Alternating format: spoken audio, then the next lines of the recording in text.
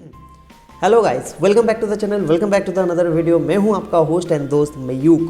तो दोस्तों, आज हम बात करेंगे कि आईपीएल में होने वाले जो ऑक्शन है, कौन सा टीम किस प्लेयर को खरीद सकते हैं, किसके ऊपर अब उनका नज़र है, तो इसके बारे में हम एक के बाद एक हर एक टीम को लेकर चर्चा करेंगे। तो आज का जो वीडियो है वो है राजस्थान रॉयल्स के ऊपर। उससे पहले मैं आपको बता दूं कि आप ऑक्शन का जो डेट है वो सेव करके रखिए, क्योंकि ऑक्शन का जो डेट है वो बीसीसीआई ने अनाउंस कर दिए हैं। तो 18 फरवरी 2021 में हो रहे हैं आईपीएल मिनी ऑक्शन।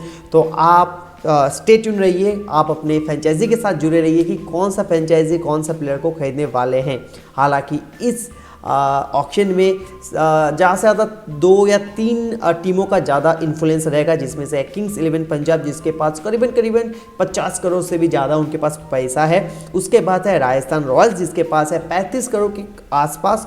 उसके बाद रॉयल चैलेंजर्स बेंगलोर के पास है 20 या 25 करोड़ या 30 करोड़ के आसपास। उसके बाद चेन्नई सुपर किंग्स। तो देखना यह है कि कौन सा टीम किस प्लेयर को खरीदने के लिए ज़्यादा एफर्ट देते हैं। भाई, मुझे तो मज़ा उसी में आता है जब किसी एक प्लेयर के ऊपर 4-5 टीम बीट पर बीट डालते रहते हैं, तो उसमें बहुत मज़ा आता है। तो उसके बाद देखते हैं कि कौन आखिरी वो टीम होता है जो पैसे को लेके भाग जाते हैं या पैसे को खर्च करवा देते हैं, उस प्लेयर को उस टीम में भेज देते हैं। तो वहाँ पर एक गेम प्लानिंग चलता है। तो जो भी हो, तो आज हम बताते हैं कि राजस्थान रॉयल्स तो जानते ही हैं कि बहुत सारे प्लेयर्स को उन्होंने छोड़ दिए हैं, कौन कौन सा प्लेयर को रिटेन किए हैं। तो इसके ऊपर मैंने एक डेडिकेटेड वीडियो बना के रखे हैं, तो मैं आपको वो आई लिंक या फिर डिस्क्रिप्शन में दे दूंगा। यदि आपने नहीं देखा होगा तो जाके पहले आप उस वीडियो को देखिए, उसके बाद आप इस वीडियो पर आइए और इस वीडियो को देखिए। तो तब भी मैं बता देता हूँ कि सबसे पहले मैं आपको ये बता दूँ कि राजस्थान रॉयल्स ने जिस प्लेयर को पहले रिटेन और रिलीज़ किया था, आपके सामने स्क्रीन में ये सारे नाम हैं। तो किस किस प्लेयर को रिटेन किए इसके बारे में नहीं बात करेंगे, बात करते हैं कि उन्होंने किस किस प्लेयर को रिलीज़ किए थे। तो उन्होंने अपने 2 बेहतरीन प्लेयर को जाने दिए। वो है स्टीव स्मिथ, जो कि उनके टीम के कप्तान थे और बहुत अच्छा खासा पैसा वो लेते थे, तो उनको वो जाने दिए हैं। साथ ही साथ टॉम करन को भी उन्होंने जाने दिए हैं। टॉम करन को क्यों जाने दिए हैं ये तो भाई उनके मैनेजमेंट को ही मालूम है, हमको नहीं मालूम, क्योंकि टॉम करन एक ऐसे खिलाड़ी है जो कि दोनों फॉर्मेट में, मतलब दोनों तरफ से वो अच्छे परफॉर्मेंस दे देते हैं, चाहे वो बॉलिंग हो चाहे वो बैटिंग हो। फिर भी राजस्थान रॉयल्स ने उनको जाने दिए हैं। और इंडियंस प्लेयर में है वरुण अरोन, और ओवरसीज प्लेयर में एक और प्लेयर है, वो है सेन थैमोस, उनको भी वो जाने दिए हैं। तो फिलहाल अभी उनके पास तो भाई बहुत सारे स्लॉट खाली हैं। तो उनकी टीम में अभी 17 प्लेयर हैं, जिसमें से 5 ओवरसीज़ प्लेयर खेल रहे हैं, और अवेलेबल अभी भी स्लॉट है 8, जिसमें से 3 ओवरसीज़ प्लेयर को वो खरीद सकते हैं। अब 3 ओवरसीज़ प्लेयर में कौन कौन सा प्लेयर को वो खरीदने वाले हैं, वो तो भाई आगे सामने जब वीडियो आगे की तरफ बढ़ेगा तो आपको मालूम चल ही जाएगा। मतलब मेरा एक एक्सपेक्टेशन है, अंदाज़ा है कि वो कौन कौन सा प्लेयर को खरीद सकते हैं। तो उनके पास अभी जो फिलहाल जो पैसा बचता है उनके पॉकेट में है, वो है 34 करोड़ 85 लाख, जो कि करीबन 35 करोड़ के आसपास है। तो अब वो कौन सा प्लेयर को वो टारगेट कर सकते हैं, उसके बारे में थोड़ा बहुत चर्चा कर लेते हैं।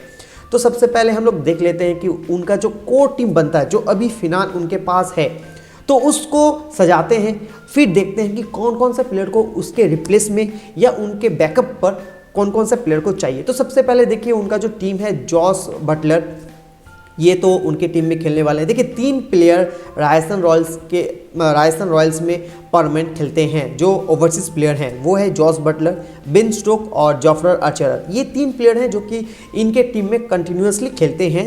जॉफर आर्चर को बीच बीच में उनको भी रेस दिया जाता है, बेन स्टोक को भी दिया जाता है, जॉस बटलर को भी दिया जाता है। तो पहले स्टीव स्मिथ थे, पर अभी तो उनको वो जाने दिए हैं। तो कप्तानसी का जो दामोदर है वो है संजू सैमसन के ऊपर, मतलब उनको दिया गया है, भार दिया गया है राजस्थान रॉयल्स का। तो अब देखते हैं कि वो अपने कप्तान से किस तरह से करते हैं। इसके पीछे एक और रीज़न है कि संजू सैमसन एक इंडियन बैट्समैन है, एक इंडियन अच्छे प्लेयर हैं।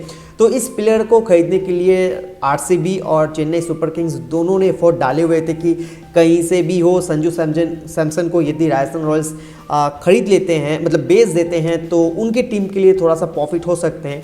और राजस्थान रॉयल्स भी जानते हैं कि उनके पास तो इंडियन अच्छे प्लेयर तो है नहीं, तो संजू सैमसन को रोका जाए। तो संजू सैमसन को रोकने के लिए उनको कप्तानसी दिया गया है, उनके ऊपर भरोसा दिखाया गया है और टीम का जो रिस्पॉन्सिबिलिटी है उनके हाथ पे दिया है। अब देखते हैं कि ये जो रिस्पॉन्सिबिलिटी अपॉर्चुनिटी है वो कितनी अच्छी तरह से यूटिलाइज करते हैं और टीम को कहां तक लेके जाते हैं। क्योंकि हम सभी जानते हैं कि दिल्ली के टीम में श्रेयस अय्यर को कप्तानसी देने के बाद से दिल्ली का जो ग्राफ है वो अचानक से बदल गया है। हम सभी जानते हैं अच्छे परफॉर्मेंस दे रहे हैं, पिछले सीजन में तो क्या ही अच्छा परफॉर्मेंस दिए हैं, फाइनल खेले हैं, फाइनल में हालांकि वो जीत नहीं पाए हैं पर एक अलग चेंजिंग देखने को लग रहा है। अब संजू सैमसन यदि इस तरह से राजस्थान रॉयल्स को जो टीम को एक अलग दिशा दे सके तो बहुत अच्छी बात है। यंग है, सोचने के तरीका अलग होता है सभी से, तो कहीं ना कहीं एक चांसेस रहता है कि टीम एक और अच्छा परफॉर्मेंस कर सके। तो संजू सैमसन के हिसाब से अब टीम बनने वाला है।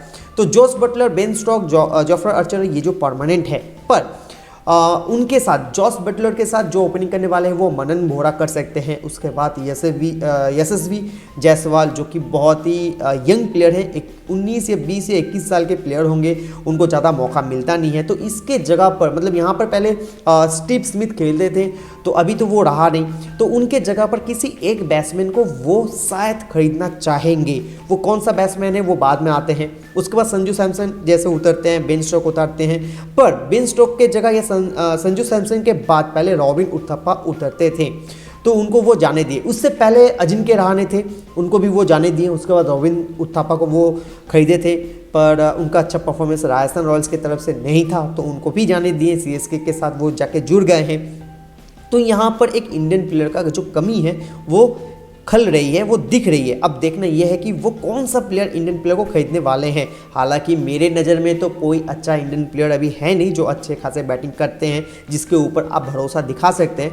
पर अचानक से यदि रेयन पराग जो कि अच्छे खासे बैटिंग कर लेते हैं, यदि वो अच्छे खेल लेते हैं तो कहीं ना कहीं राजस्थान रॉयल्स के लिए एक अच्छी खासी मतलब वो जो सीट है 5 नंबर या 6 नंबर या 7 नंबर का जो प्लेयर्स होते हैं तो वहाँ पर वो परमानेंट बन सकते हैं।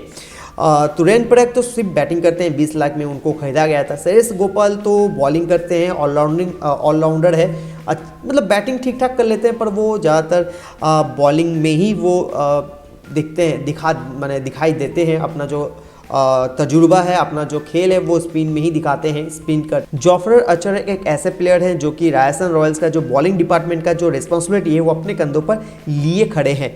तो उसके साथ ही साथ किसी एक ऐसे बंदे को चाहिए जो कि इनका जो भार है थोड़ा सा घटाए। क्योंकि यदि जोफ्रा आर्चर मतलब खुदा ना खास्ता इस सीजन में यदि वो वुंडेड हो जाते हैं या इंजरी हो जाते हैं तो फिर उसके जगह पर कौन खेलने वाले हैं, ये भी एक बड़ी क्वेश्चन है। तो वो एक विदेशी मतलब ओवरसीज प्लेयर बॉलिंग का भी एक रख सकते हैं। अब देखना ये है कि कौन सा है। राहुल तिवारी जो कि पिछले सीजन में बहुत ही फाड़ू खेले थे, जयदेव उनादकर ठीक है, हाँ मतलब खेल लेते हैं, ऐसा नहीं कि बहुत अच्छा खेल लेते हैं पर ठीक है।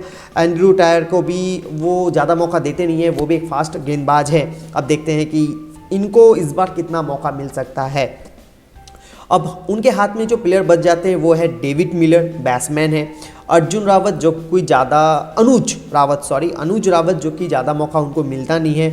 मणिपाल नामोरार को भी ज़्यादा मौका मिलता नहीं है, वो भी एक बैटिंग ऑलराउंडर है, बैटिंग कर लेते हैं। कार्तिक त्यागी अच्छे खासे बॉलर हैं, स्पिन करते हैं, वो भी अच्छे प्लेयर्स हैं। और मयंक मकंडा के जगह तो भाई यहाँ पर रेयन पराग या राहुल तिवारी तो ले लिए हैं, तो शायद इनको ज़्यादा मौका नहीं मिल सकते हैं, सब्स्टिट्यूट कर सकते हैं। तो अभी जो देखने को मिल रहा है वो है 2 बैट्समैन और 1 बॉलर उनको चाहिए। ऑलराउंडर भी वो ले सकते हैं। तो सबसे पहले हम लोग बात कर लेते हैं कि बैट्समैन के हिसाब से वो कौन कौन सा प्लेयर को वो देख सकते हैं। तो देखिए अभी जो लिस्ट है इस लिस्ट में भाई 1 नंबर पे है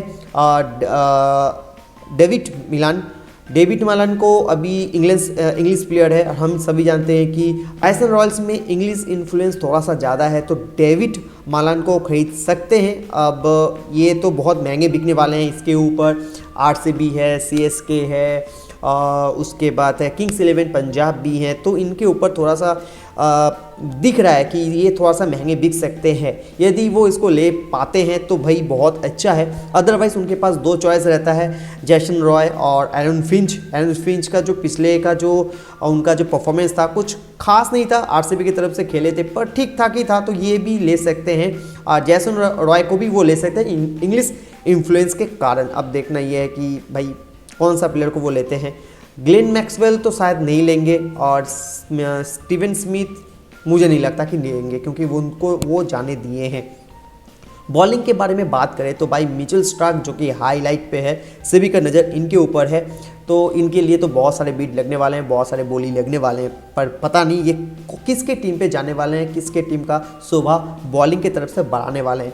तो यदि वो ये नहीं मिलता है तो इन कोल्टर नेल भी हैं, जेम्स पेटिसन भी हैं, उसके बाद केल जेम्सन्स हैं, सेल्डन कॉट्रेल भी हैं, तो भाई बहुत सारे उनके पास ऑप्शंस हैं। तो ये कुछ ऑप्शंस हैं जो कि वो खिलवा सकते हैं।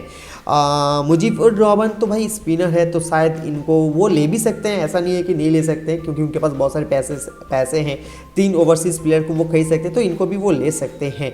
देखना ये है कि इस किसी भी प्लेयर में से कौन सा प्लेयर को वो खिलवाते हैं। तो जहाँ से मतलब मैं देख रहा हूँ उसमें से है भाई फर्स्ट चॉइस भाई मिचेल स्टार्क, यदि नहीं होता है तो कॉटलर नेल को या जेम्स पेटिसन को भी वो ले सकते हैं। ऑलराउंडर के बारे में बात करें, देखिए उनके पास तो ऑलराउंडर का भरमान है, तो यदि वो लेना है तो शकीबुल हसन को ले सकते हैं। देखिए फर्स्ट ये इंडिया में होने वाला है IPL, तो अब इंडिया का जो पिच है उसमें स्पिन भी अच्छा काम करता है, तो शकीबुल हसन को ले सकते हैं। और कैमरन ग्रीन भी बहुत महंगे जा सकते हैं, इनके पीछे भी पैसा दे सकते हैं, क्योंकि 21 साल का बच्चा है, प्लेयर है, यूथ है, यंग है, तो ये इसके ऊपर भी देख सकते हैं। टॉम करन तो भाई जाने दिए हैं, शायद इनको फिर से वो परचेस कर सकते हैं, क्योंकि 1 करोड़ में थे तो इनको फालतू का वो जाने दिए हैं। तो देखते हैं कि वो अब कौन सा प्लेयर को वो खरीदने वाले हैं, नॉट श्योर। तो भाई आपको क्या लगता है, आपका जो RR का जो टीम है, कौन सा प्लेयर को खरीदना चाहिए, कौन सा प्लेयर को नहीं खरीदना चाहिए, प्लीज़ कमेंट करके आप बता सकते हैं। तो और मेरा इस वीडियो को आपको कैसा लगा प्लीज़ कमेंट कीजिए, लाइक कीजिए, शेयर कीजिए, और मेरे चैनल पर यदि आप नए हैं तो सब्सक्राइब जरूर कीजिए, साथ ही साथ नोटिफिकेशन आइकॉन को भी ज़रूर दबा दीजिए, ताकि अप टू डेट जो मैं वीडियो बनाता हूँ आपके पास टाइम टू टाइम पहुँचता रहे। तो बस अभी के लिए इतना ही, मिलते हैं अगले वीडियो में, तब तक के लिए लव यू ऑल।